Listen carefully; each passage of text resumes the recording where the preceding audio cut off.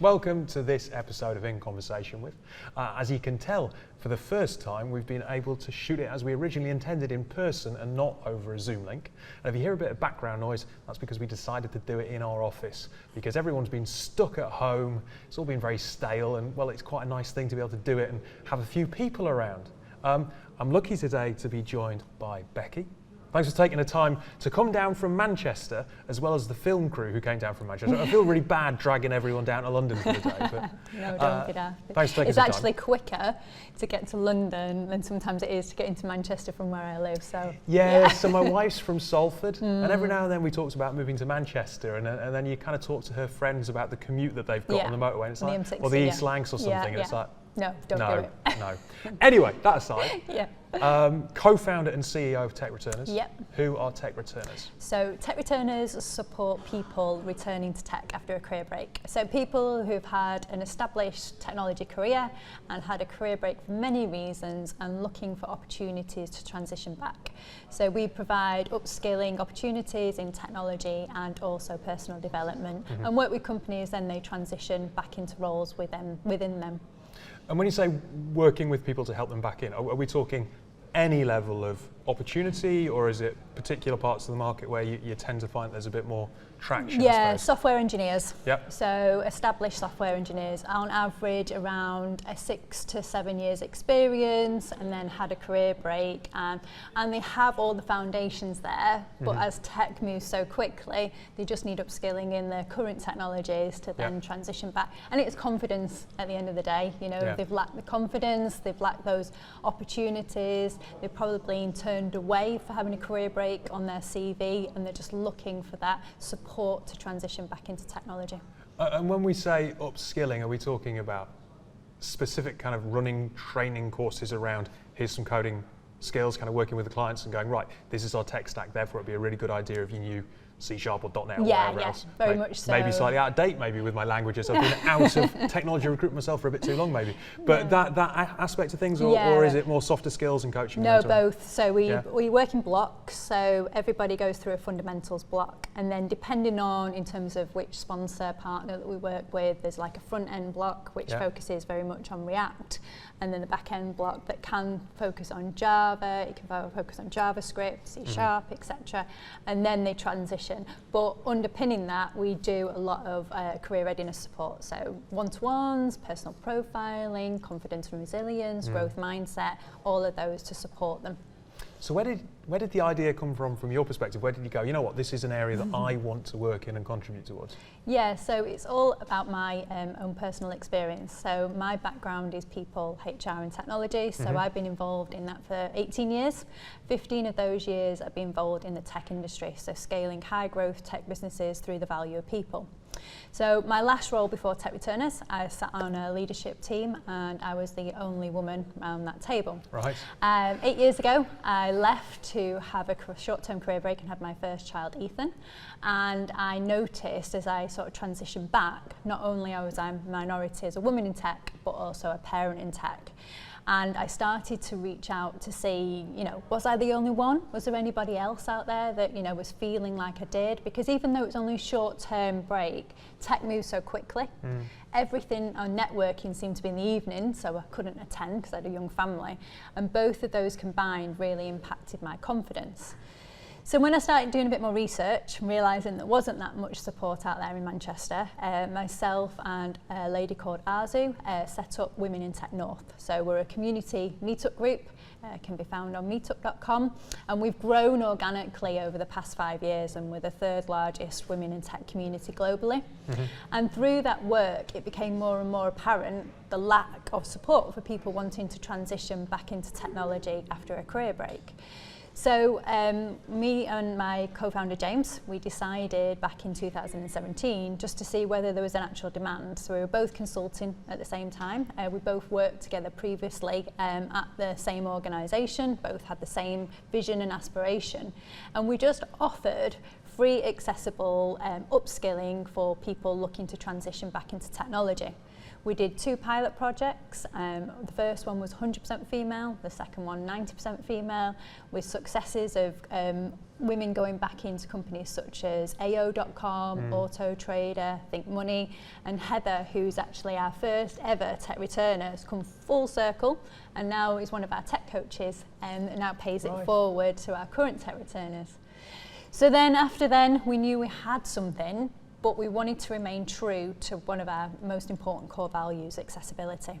So nobody who goes through an upskilling program has to pay for the program. It's something that I'm exceptionally passionate about. The barriers are high enough around getting more diversity in technology, and we don't need a financial barrier as well.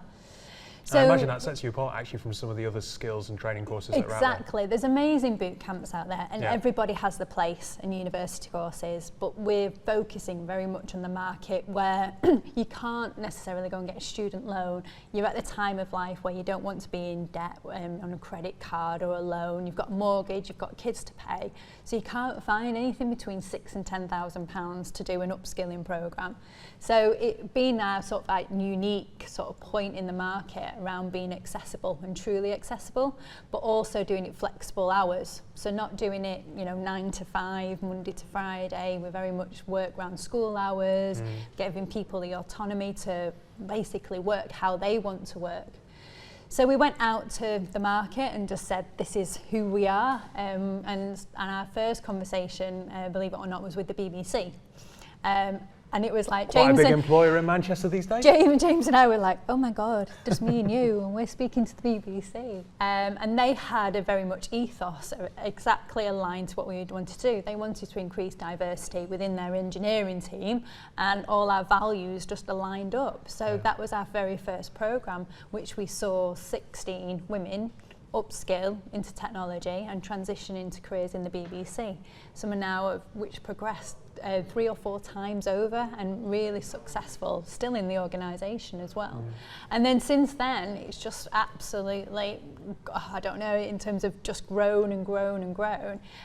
We've worked with some amazing thought-leading organisations in Manchester, then we scaled to London, and overall we've enabled 120 people back into technology, over 65% being women, over 50% being BAME, and it's just been an amazing, because we're changing people's lives.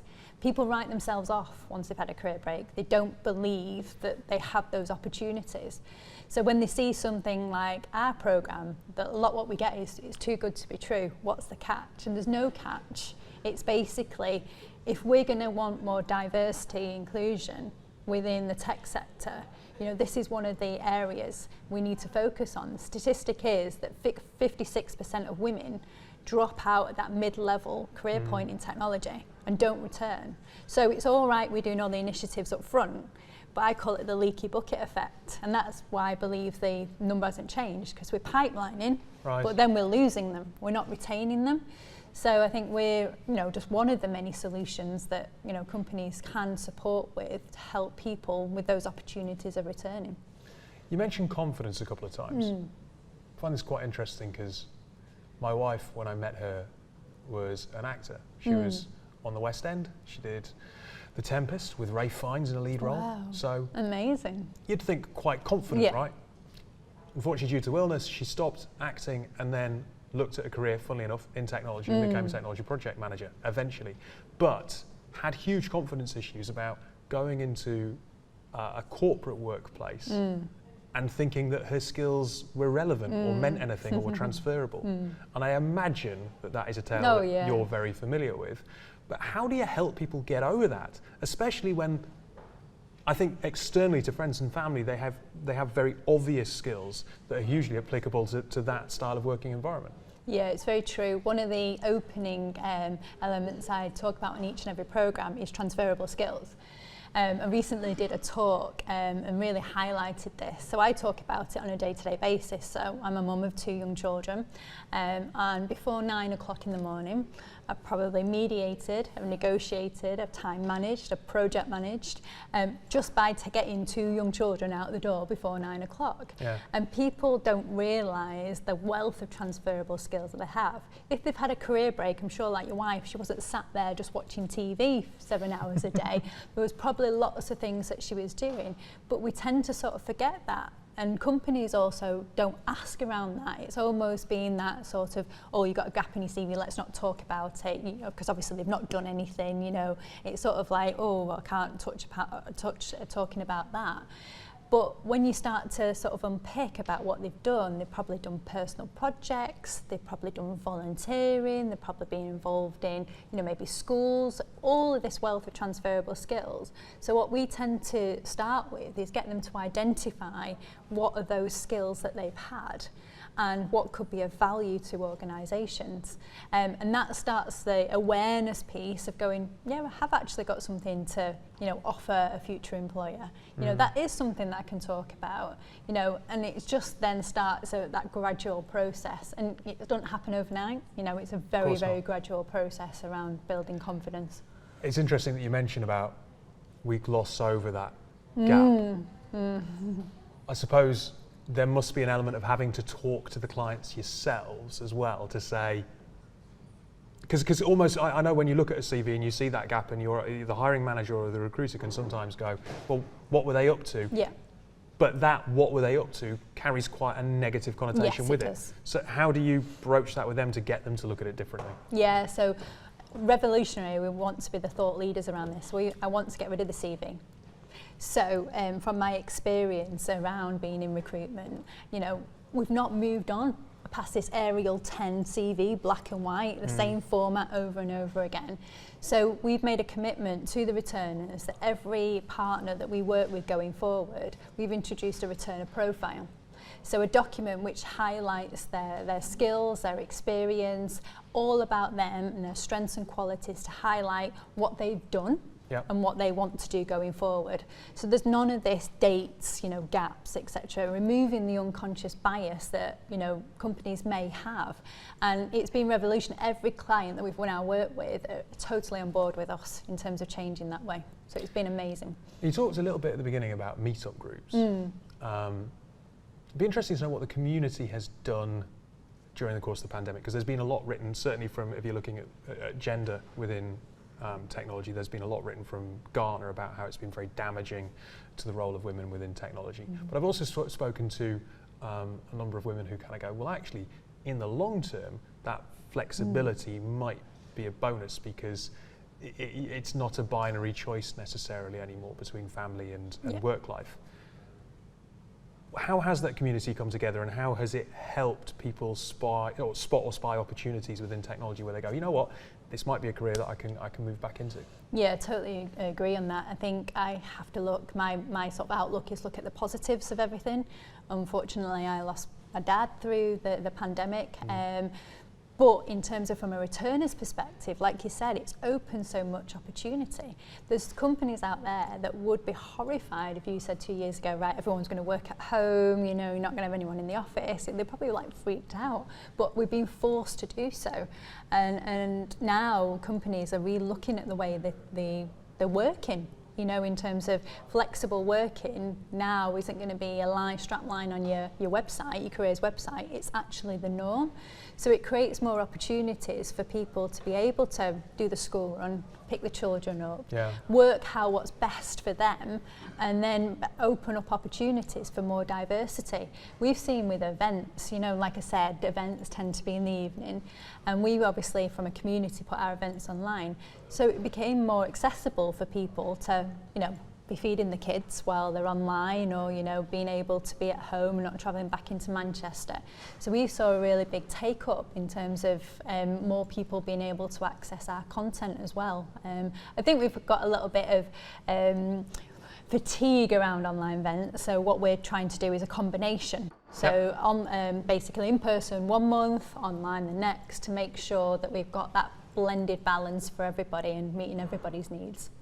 You mentioned that you think it's a bit of a leaky bucket syndrome. How many of your tech returners leave senior roles and come back into senior roles? Or do you find that people who are highly capable are coming in? Because I anecdotally hear stories of people who have been C-level or directors and execs coming in at lower level roles than necessarily they might have done previously. And that almost seems I don't know, unfair in a way? Yeah. Is that a hurdle to get them back in at the same level where they can get back around the boardroom table, affect some of those statistics, begin to change the dial a little bit on kind of the unfortunate statistics around white male privilege in boardrooms? Yeah, totally. So the statistic out there from a piece of PwC research is that there's actually only 5% of women in technical leadership roles across the whole of the UK, which is absolutely staggering.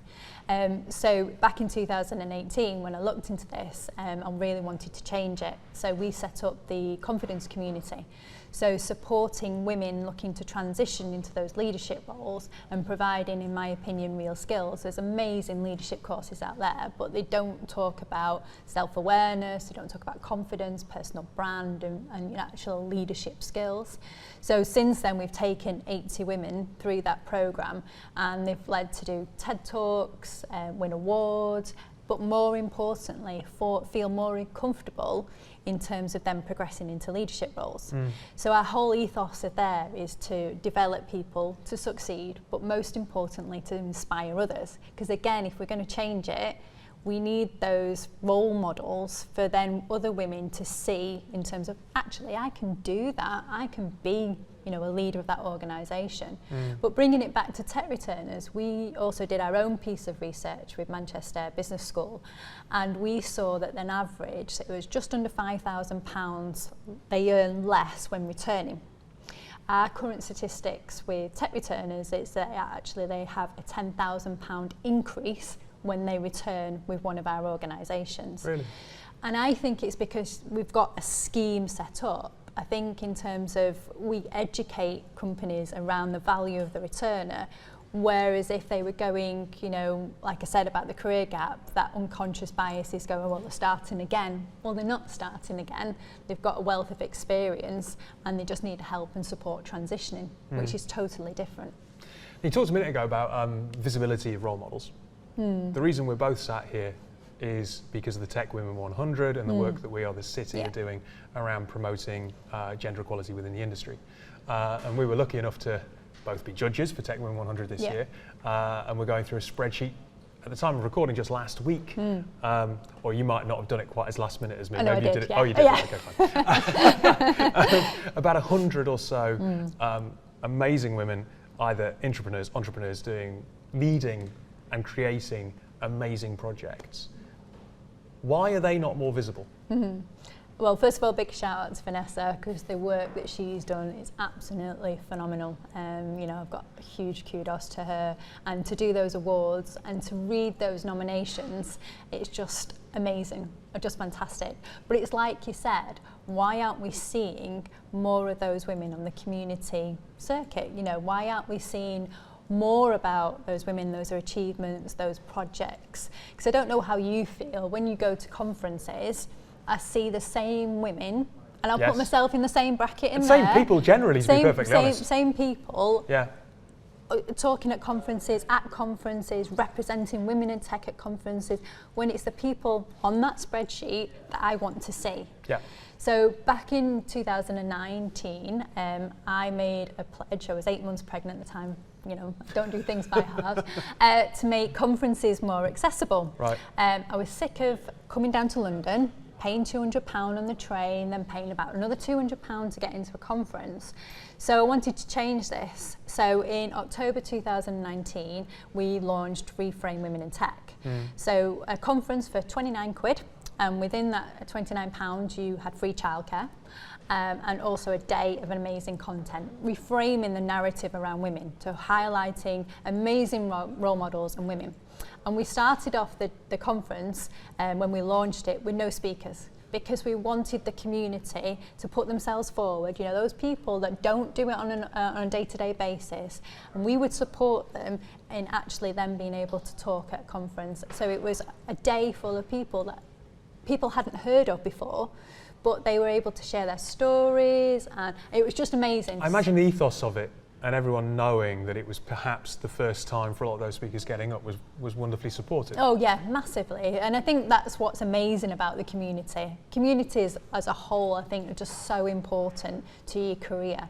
I think we've lost it a little bit. I think you touched upon it in terms of the pandemic. You know, unfortunately, a lot of things haven't, you know, continued on or as frequent. And I'm hoping that that comes back, because I think having a supportive community is so important. We see it with Women in Tech North. You know, when people have come to a meetup, we did a mentoring circle on Tuesday evening, and you know, just the feeling that people have once they've been there and met people like them that can support each other, it just gives you a different sort of dimension and support network that you can rely on. So I just think it's communities are just so important.